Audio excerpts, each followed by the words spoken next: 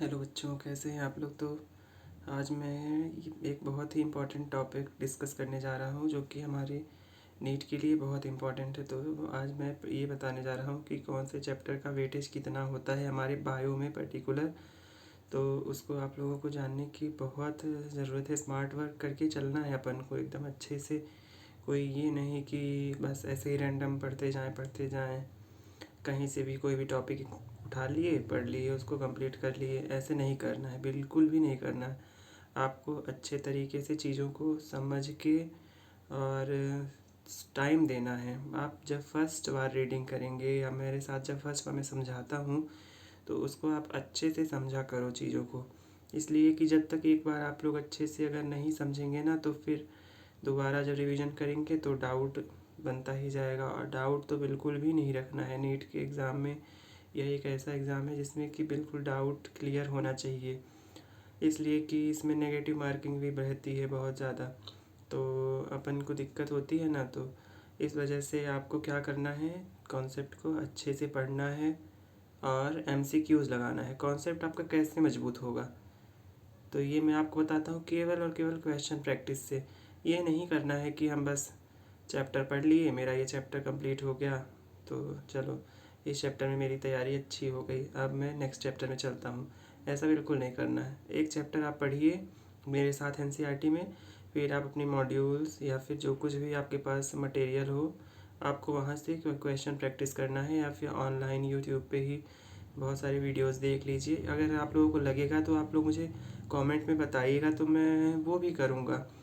मैं question series भी बना दूँगा, मतलब 20 क्वेश्चन 30 क्वेश्चन PYQs, बस केवल PYQs, प्रीवियस ईयर क्वेश्चन के। मैं टॉपिक वाइज जैसे पढ़ाता जाऊँगा हर चैप्टर के, तो उसके MCQ भी करा दूँगा।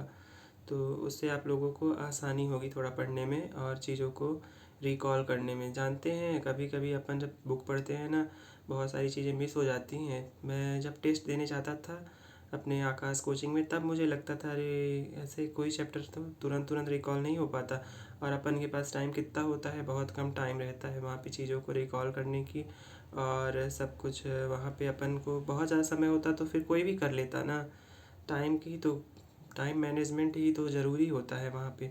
आपको 30 से 40 मिनट में बायो पूरे 90 क्वेश्चंस कंप्लीट करने होते हैं। फिर अपन का केमिस्ट्री भी होता है और उसके बाद देन फिज़िक्स भी होता है। तो फिज़िक्स के लिए अपन कम से कम 1 आवर 20 मिनट्स तो बचा के रखते ही हैं। और जो हमारी वो है केमिस्ट्री है उसके लिए 50 मिनट्स तो लग ही जाते हैं, इसलिए कि फ़िज़िकल केमिस्ट्री में क्वेश्चन वगैरह भी होते हैं और कॉन्सेप्ट लगता है उसमें फिज़िकल में। इनऑर्गेनिक और ऑर्गेनिक में भी, इनऑर्गेनिक तो ऐसा है कि अगर अपन को याद है तो चीज़ें बन जाती हैं और अगर नहीं याद है तो फिर उसमें नहीं हो पाता। तो ऐसा रहता है उसका। पर कोशिश करिए कि अच्छे से कंप्लीट करते चलें तो ज़्यादा सही रहेगा। इस वजह से आप लोगों को ध्यान देना है अपनी स्टडी में। और मैं कहाँ, हाँ ये बता रहा था ना कि कैसे कैसे वेटेज क्या होते हैं, कि बताने वाला हूँ। मेन मेरा मोटिव आज यही है, तो मैं अपने रास्ते से भटक गया था दूसरा बताने लगा। पर जो चीज़ें बताया हूँ वो भी इम्पोर्टेंट है। क्वेश्चन प्रैक्टिस करते रहिएगा। और अभी हमारा क्या चल रहा है, आज 13 सितंबर है ना। तो अक्टूबर, नवंबर, दिसंबर, जनवरी और फेब और मार्च है ना। तो हम मार्च तो हमारा 5 मई को एग्ज़ाम होता है। तो अप्रैल का मंथ तो आप लोग बिल्कुल मत काउंट करिएगा कि वो आपके नीट में, मतलब वो रिवीजन के लिए होता है। चीज़ें जो थोड़ा बहुत होती हैं मिस हो जाती हैं उनको क्लियर करने के लिए, डाउट वगैरह, तो उसका समय तो ऐड मत करिएगा। और मिड ऑफ मार्च में आपका सिलेबस एक बार अच्छे से हो जाना चाहिए। मेरे हिसाब से तो फेब में हो जाए तो और अच्छा है, एक बार मार्च में भी पूरा रिवीजन हो जाएगा तो सही रहता है। अच्छे तरीके से अपने कॉन्सेप्ट को करिए। और फिजिक्स में आप लोगों का क्या चल रहा है इस समय। इस समय तो हमारे कोचिंग में क्या होता था, यूनिट्स एंड मेजरमेंट्स, काइनेमेटिक्स, और इधर इलेक्ट्रोस्टैटिक चलने लगता था, करंट इलेक्ट्रिसिटी। फिजिक्स में मेरी बहुत इंटरेस्ट मेरा है, फिजिक्स भी मुझे बहुत बढ़िया लगती है। मैं आप लोगों को अच्छे से उसको भी पढ़ाऊँगा।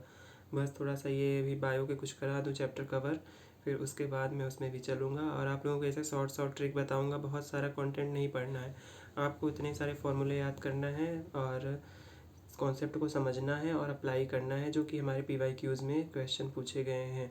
पर अभी थोड़ा सा नीट का पैटर्न बदला है और एग्ज़ाम का लेवल थोड़ा सा हाई हो गया है, तो आपको थोड़ा सा अच्छी तैयारी करनी पड़ेगी, अच्छे लेवल की।